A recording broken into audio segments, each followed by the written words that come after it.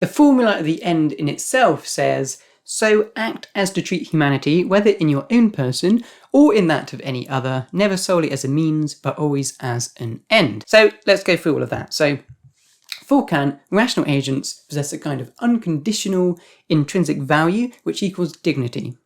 Now, this is because rational agents are free, autonomous persons.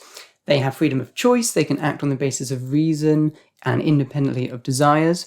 And now, since we are rational agents, therefore we possess this unconditional value.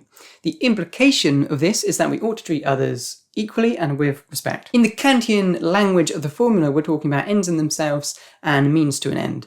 An end in itself is a final thing of value, and a means is something that we use in order to get to an end.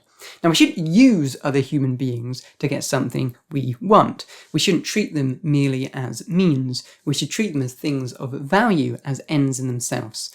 To treat someone merely as a means is to use them for our own advantage, but to treat someone as an end is to treat them with respect. Now, this does not mean that you can't treat someone as a means full stop. So if I require the services of a taxi driver to drive me somewhere, I'm certainly using them as a means to get somewhere. But the important thing is that I'm also using them as an end. After all, we have freely chosen, or they have freely chosen to be a taxi driver. I'm still respecting them as a rational agent. In fact, I'm doing them a favour by using their services. So I'm not merely treating them as a means, because I'm treating them as an end in themselves as well. If, however, I got in the taxi, pulled out a gun and shouted, "Follow that car," well, then I wouldn't be treating them as an end in themselves, because I would be forcing them to do something. I wouldn't be respecting them as free agents. I wouldn't be allowing them to make a choice.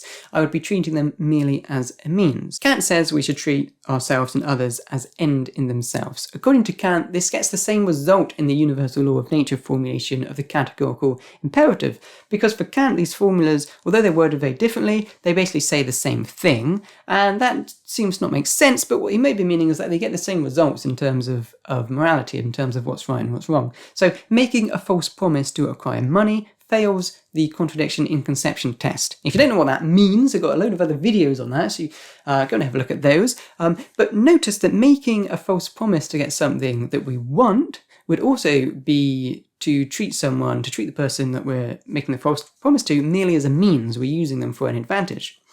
So it ends up with the same moral judgment as the law of nature formulation of the categorical imperative.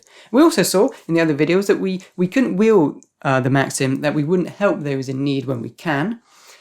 The formula at the end in itself would agree, because we wouldn't be treating those in need with respect as the free autonomous agents that they are. And that's it for this video. In the next one, we'll look at the formula of the kingdom of ends. Thanks for watching. See you there.